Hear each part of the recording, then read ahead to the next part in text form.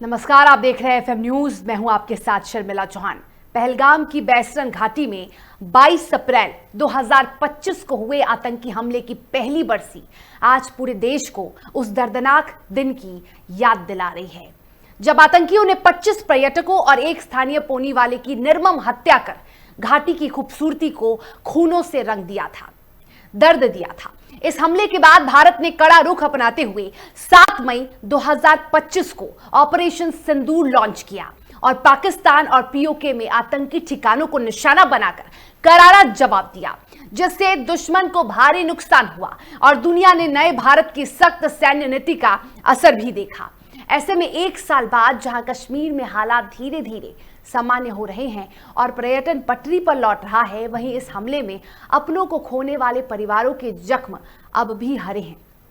बरसी के मद्देनजर पूरे कश्मीर में सुरक्षा व्यवस्था कड़ी कर दी गई है और हर संवेदनशील इलाके से लेकर पर्यटक स्थलों तक सतर्कता बढ़ा दी गई है ताकि अमन और शांति बनाए रखी जा सके। तो पहलगाम आतंकी हमले की आज बरसी है। आज फिर से एक बार देश उस काले दौर में चला गया जब 26 लोगों की जिंदगियां चली गई थी। उन लोगों की जिंदगियां चली गई थी जो अनजान थे इस बात से कि आज उनका आखिरी दिन होने वाला है। वो मासूम थे, वो अनजान थे। तो पहलगाम हमले की आज बरसी है। बता दें कि एक साल पहले आज के ही दिन आतंकियों ने, पाकिस्तान समर्थित आतंकियों ने पहलगाम में हमला किया था।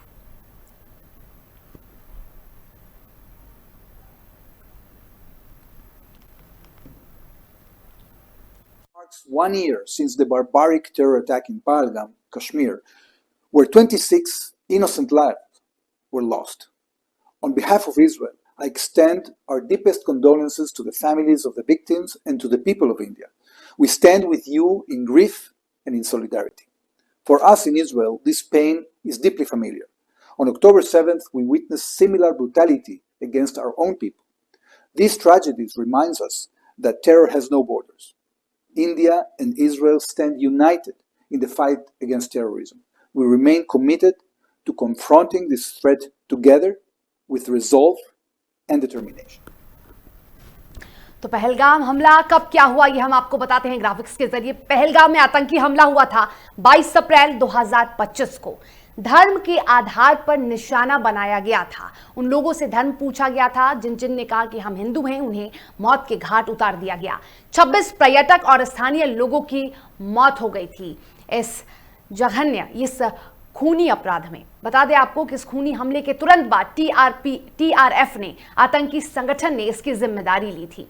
तो 23 और 24 अप्रैल को भारत ने सुरक्षा कड़ी कर दी थी। तो पहलगाम हमला कब क्या हुआ ये हम आपको बता रहे हैं। पाकिस्तान की संलिप्तता की कड़ी निंदा की गई थी। उसके बाद भारत एक्टिव हो गया था। प्रधानमंत्री नरेंद्र मोदी ने कहा था कि हम आतंकियों को करारा जवाब देंगे। एलओसी पर भारत और पाकिस्तान के बीच लगातार झड़पें हुई, गोलीबारी की घटनाएं सामने आई। तो अप्रैल के अंत और मई की शुरुआत की बात है। 6 से 7 मई के बीच भारत ने ऑपरेशन सिंदूर लॉन्च किया। कानों कान इसकी खबर किसी को नहीं पड़ी और ऐसे में आपको बताते चले कि 6 से 7 मई के बीच पाकिस्तान और पीओके में आतंकी ठिकानों पर सटीक, संतुलित और गैर उकसाने वाले मिसाइल हमले किए गए।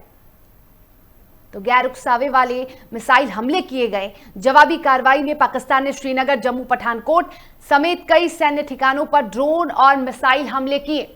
तो भारत ने ऑपरेशन सिंदूर के तहत कई आतंकी संगठन को नुकसान पहुंचाया।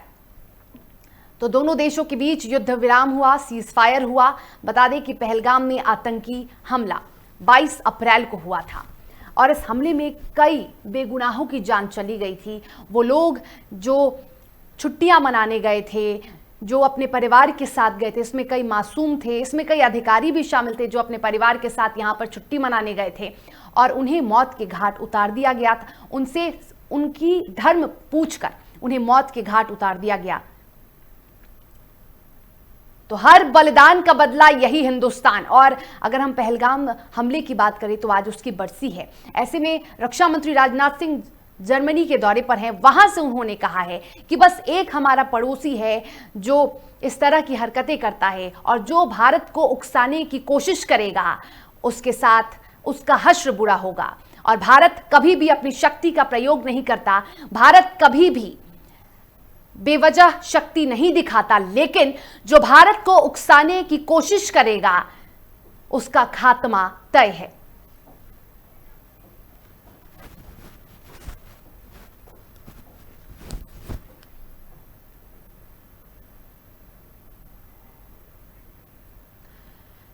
तो आज पहलगाम हमले की बरसी है, ना भूलेगा भारत और ना माफ करेगा। ऐसे में बता दें आपको कि इस बरसी पे क्या कुछ फिलहाल एक साल में हम तस्वीरें क्या कुछ बदली हैं, इस पर बातचीत करेंगे। इस पर बातचीत करने के लिए हमारे साथ हमारे दो खास मेहमान हैं। मेजर जनरल अनुज माथुर हैं, रक्षा विशेषज्ञ, और हमारे साथ मंजरी अग्रवाल, विदेश मामलों की जानकार। आप दोनों का बहुत बहुत स्वागत है। सबसे पहले हम जाएंगे रिटायर्ड मेजर जनरल अनुज माथुर के पास। अनुज जी, क्या लगता है, आप बहुत नज़दीक से आपने सारी चीज़ों को, सारी तस्वीरें देखी होंगी, एक साल में क्या कुछ बदलाव आपको नजर आया? जय हिंद शर्मिला।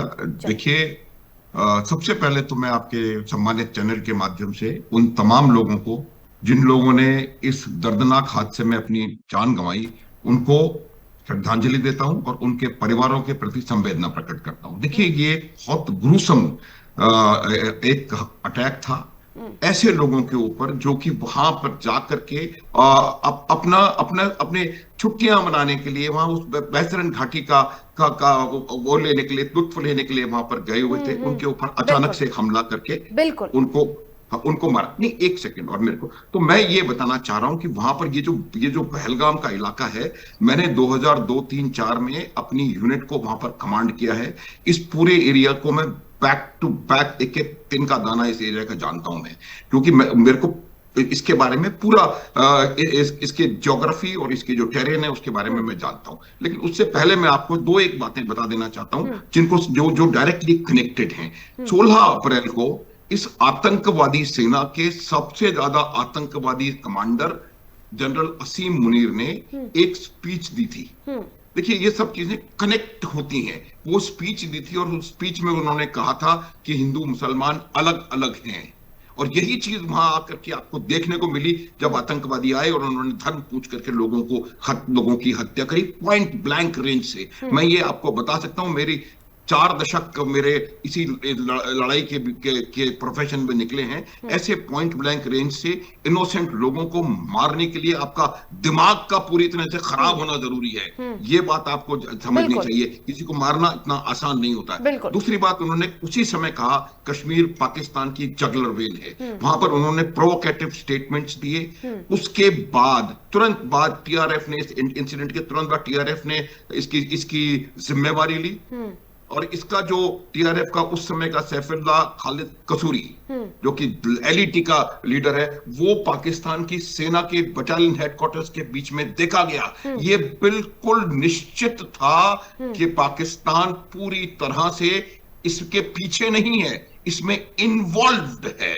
इसमें कोई, मुझे कहने में कोई भी अंदेशा नहीं है। अब भारत का जो रिस्पॉन्स था वो बहुत ज्यादा स्विफ्ट और बहुत बेहतरीन तरीके से हमने उसको रिस्पॉन्ड किया। हमारा मकसद कभी भी किसी भी प्रकार की अशांति फैलाना नहीं है। उन्होंने इस चीज को किया। हमने बिल्कुल एक ग्रेजुएटेड जो रिस्पॉन्स होता है उसको और सिर्फ डिप्लोमेसी का साथ लेते हुए सबसे पहले सिंधु घाटी जो इंडस वाटर ट्रीटी है उसको सस्पेंड किया, फिर हमने ट्रेड सस्पेंड किया, रास्ते बंद किए, उनके जो वीजा पास थे उनको कैंसिल किया, उनके जहाजों का बंदरगाहों पर आना बंद किया, फिर उसके बाद हमने एयर स्पेस डिनाई करी। ये एक ग्रेजुएटेड रिस्पॉन्स होता है जो कि बिल्कुल बेहतरीन तरीके से इसको हमने कामयाबी की तरफ से लेकर के गए। फिर हमने सरप्राइज और डिसेप्शन हासिल किया, उनको कन्विंस करने की कोशिश करी कि क्या हो सकता है, क्या नहीं हो सकता है। और फिर मेरे हिसाब से ऑपरेशन सिंदूर कुल 22 मिनट का ऑपरेशन था।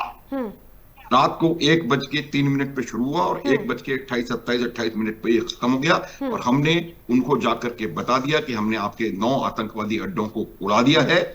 अब जो भी हम करेंगे, हमारा उद्देश्य लड़ना नहीं है, जो भी हम करेंगे वो आपके रिएक्शन के ऊपर निर्भर होगा। और उसके बाद जो हुआ वो सब लोग जानते हैं। लेकिन ये बात बिल्कुल क्लियर हो गई कि भारत किसी कीमत पे भी किसी भी आतंकवाद की घटना को टॉलरेट अब नहीं करेगा। बहुत सारी आतंकवादी घटनाएं हुई हैं, उसका जवाब जब तक नहीं देंगे तब तक मुझे लगता नहीं कि आपका कुछ इस तरह का लाभ हो पाएगा। और ये एक बहुत अप्रोप्रिएट जवाब था ऑपरेशन सिंदूर, और उसकी वजह से पूरी दुनिया ने इसको देखा है। आगे नैरेटिव क्या है, नैरेटिव वॉरफेयर पाकिस्तान क्या कर रहा है, उससे कोई अर्थ नहीं है। उसके बाद भी असीम मुनीर रुके नहीं। वो जब फ्लोरिडा गए थे वहां जाकर के उन्होंने एक और स्टेटमेंट दिया कि अगर हमारे देश के ऊपर एग्जिस्टेंशियल थ्रेट आएगा तो हम आधी दुनिया तबाह कर देंगे। ये एक आतंकवादी स्टेटमेंट बिल्कुल है। अनुज जी, हमारे साथ मंजू अग्रवाल भी हैं, विदेश मामलों की जानकार, उनसे भी बातचीत करेंगे। मंजू जी, बहुत बहुत स्वागत है। और आप एक साल में किस तरह से देख रही हैं, तमाम अपनी तस्वीरों को देखा होगा। ऑपरेशन सिंदूर, एक तरफ पूरे देश ने इसकी सराहना की, दूसरी तरफ विपक्ष इसको लेकर कई आरोप लगाते नजर आया। क्या इन मुद्दों पर, ऐसे जघन्य वारदात पर जब हमारे देश की बात आती है, इस पर सियासत करना सही होता है क्या? सियासत करना तो बिल्कुल गलत है, लेकिन ये विपक्ष का हमारे मतलब एक पैटर्न रहा है, चाल चरित्र और चेहरा इसे कह सकते हैं। वो हमेशा ही पाकिस्तान की तरफ रहा। हमारे विपक्ष में सबसे ज्यादा मेनली कौन है? कांग्रेस। मैं कांग्रेस को पाकिस्तान की जननी कहती हूँ। तो माता को हमेशा कष्ट होता है, उसका पुत्र चाहे कैसा भी हो, अगर उसे कोई कष्ट होगा तो माता को होगा। और ये आपने पूरे ऑपरेशन सिंदूर में, चाहे हमने बालाकोट किया हो या सर्जिकल स्ट्राइक की हो, जो भी हमने किया उसमें ये दर्द हमेशा छलका। तो आप देखिए, वो हमारे ऊपर आतंकवादी हमला कर रहे थे और हम उन्हें मोस्ट फेवर्ड नेशन का दर्जा दिए बैठे थे। हमारी सारी सिंधु घाटी की जो वो नदी की जो हमारी वाटर ट्रीटी थी, वो सारी पाकिस्तान फेवर्ड थी। हर तरफ से हम पाकिस्तान को इतने साल से भारत ने फेवर किया, अमेरिका ने फेवर किया, बहुत सारे लोगों ने फेवर किया, तो आज इतना फटेहाल, कंगाल, खस्ता हाल पाकिस्तान है। अभी ट्रंप ने भी इंटरनेशनल बेइज्जती कर दी। ईरान जो उनका उम्मा ब्रदर है, वो भी कह रहा है कि वी डोंट ट्रस्ट पाकिस्तान। तो एक धोखेबाज देश कहां तक पहुंच सकता है? और ऑप सिंदूर की मैं एक सबसे बड़ी बात कहूंगी, हमारे ऑपोजिट देखिए, उनके पास चीन का पूरा सपोर्ट था, काफी अमेरिकन डीप स्टेट का अच्छा सपोर्ट था, MI6 का उनके पास सपोर्ट था, उनके पास टर्की का, अजरबैजान का, इतने सारे देश उनके साथ लगे हुए थे। तब ये हाल किया है भारतीय सेना ने। तो ये उनको सोते जागते उठते बैठे कि अगर हमने उसके उनकी जो एक हमको धमकी देते थे, हमको पसंद नहीं आती थी कि अमेरिकन एटमी हथियारों को लेकर के वो अपना कंधा चौड़ा करते थे, तो हमने वो कंधे झुका दिए। अभी हम एग्जिट पॉलिसी लेकर के चले थे, हमने सिर्फ इतना किया कि देखो, हमारे घर में घुस के आना छोड़ दो, वरना हम तुम्हारे घर में घुसना जानते हैं और अच्छी तरीके से तुमको ठिकाने लगा सकते हैं। हमने बालाकोट जब किया था तो इस्लामाबाद ज्यादा दूर नहीं था, और 71 में आप देखिए, एक सिख सैनिक लाहौर कंटोनमेंट के बाहर खड़ा है। लाहौर उस समय पाकिस्तान की कैपिटल थी। कैपिटल के आपने कंटोनमेंट को मतलब अपना सैनिक लगा दिया वहां पे, उसको कंट्रोल कर लिया, इसका मतलब है आपने देश जीत लिया। हम वो उस स्थिति में इनको करके, लेकिन हमारी वो एग्रेशन की पॉलिसी नहीं है ना, कि हम जैसे ये आए, इनको नेहरू जी की गलतियां थी कि इनको POK मिल गया। हम भी चाहते तो हम भी लाहौर वगैरह रख सकते थे, हमारे पास था, हमें पूरा पूरा बांग्लादेश मिला था। हमने उनको भी रिस्पेक्ट दी कि ठीक है, चलिए आप अलग देश बनना चाहते हैं, आप बन जाइए, लेकिन अलग देश बनने के बाद आप हमारे ऊपर अगर इस तरह से करेंगे तो भाई हमें फिर आपको ठीक करना भी आता है। ऑपरेशन सिंदूर अभी पूरा नहीं हुआ, ये हमारा पॉलिटिकल मैसेज है। इन्होंने पूरी दुनिया में घूम घूम करके झूठ फैलाया, हमारे भी डेलीगेशंस गए और वहां पर स्टेशन, उन्होंने पूरे पाकिस्तान के नैरेटिव को पहली बार भारत ने ऑफिशियली पलटा। इसके बाद जो अच्छी चीज की भारत ने, वो ये कि इंटर पार्लियामेंट्री फ्रेंडशिप ग्रुप बनाए और हर देश से अपना एक नया संबंध वो किया, ताकि भविष्य में कभी चीन, पाकिस्तान कोई मिस एडवेंचर करें, उसके बाद अपने लिए पॉजिटिव प्रोपेगेंडा ना कर पाए। तो अब भारत डिप्लोमेटिकली कहिए, नैरेटिव के वाइज कहिए, सामरिक शक्ति से कहिए, और सभी तरह से बहुत सशक्त है। आज भी ऑपरेशन सिंदूर जारी है। हमारे अंदर के जितने दुश्मन हैं, हम उनको भी बहुत तेजी से साफ कर रहे हैं। और भारत में देखिए इस समय बंगाल की में वोटिंग चल रही है, सब चीजें नॉर्मलाइज करके हम चल रहे हैं। लेकिन जब आप पाकिस्तान में देखिए तो वहां अभी पेट्रोल खत्म है और वहां पर एनर्जी क्राइसिस है, उनके यहाँ फंड की क्रंच है, वो दूसरों से पैसे मांग रहे हैं, अपनी सेना को, अपने विमानों को, युद्धवाहक विमानों को सबको आ, सऊदी को दे रहे हैं, उसके बदले में पैसे ले रहे हैं। पाकिस्तान की हालत इस समय बुरी है। चलिए अगर ठीक है, इंडिविजुअली रखा ठीक है। छोड़ दिया जाए तो भारत बहुत अच्छी तरह सरवाइव कर सकता है, जबकि पाकिस्तान नहीं कर सकता। इसके बाद मेरे ख्याल से अगर वो कहते हैं ना विनाश काले विपरीत बुद्धि नहीं होगी तो भारत की तरफ मुकर के नहीं देखेंगे। वैसे भी वो ऑफ एंड ऑन उनकी झड़प होती रहती है अफगानिस्तान से। तो हमारी पोजीशन जो है, उनकी पोजीशन ये क्लियर है। और बाकी हम जिस दिन चाहेंगे एक्टिव ऑपरेशन सिंदूर कर सकते हैं। और मेरे हिसाब से जो 26 जीवन इन्होंने लिए हैं ना, उसके बदले में 26 स्ट्राइक होनी चाहिए। चलिए जी बिल्कुल। तो अनुज जी, इन्होंने कहा कि हम चाहते तो, मंजरी जी ने कहा कि हम चाहते तो हम एक्टिव ऑपरेशन सिंदूर कर सकते थे। तो क्या वो वक्त अभी नहीं आया है एक्टिव ऑपरेशन सिंदूर का, या फिर उस वक्त जब 1 साल पहले की जो घटना हुई तो वो भी वो वक्त नहीं था कि एक्टिव ऑपरेशन सिंदूर हो?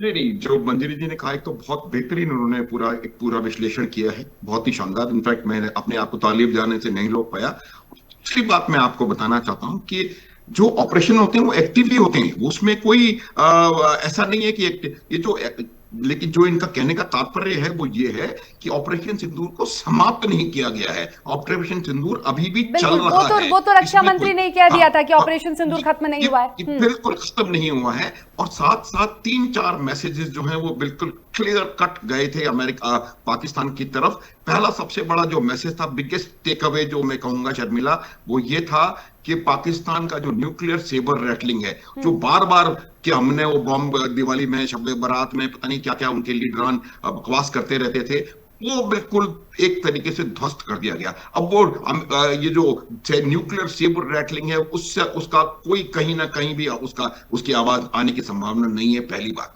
दूसरी बात, ये बात बिल्कुल क्लियर कर दी गई है कि एक बात तो, बात और आतंकवाद साथ साथ नहीं होगा, खून और पानी साथ साथ नहीं बहेगा।